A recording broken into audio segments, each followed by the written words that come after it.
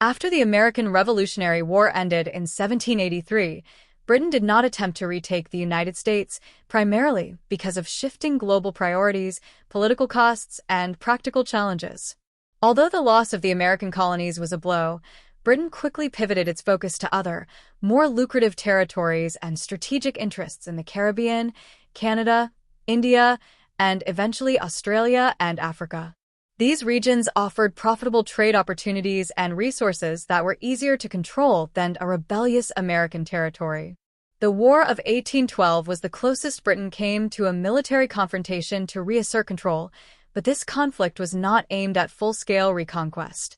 Instead, it stemmed from economic and naval disputes, such as Britain's attempts to restrict U.S. trade with France during the Napoleonic Wars and the British practice of impressing American sailors.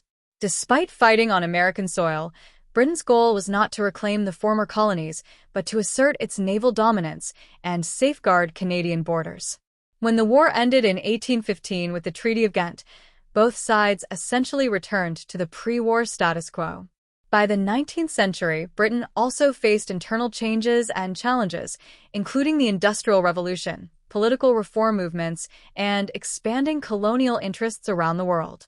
Moreover, the costs and logistical difficulties of retaking and governing the vast, increasingly unified United States would have been immense.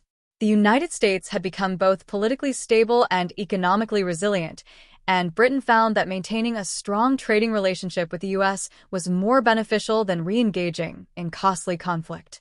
In the end, Britain recognized that peaceful economic ties and diplomatic engagement with the U.S. served its long-term interests better than any attempt at reconquest, marking a shift toward a more cooperative Anglo-American relationship in the centuries that followed.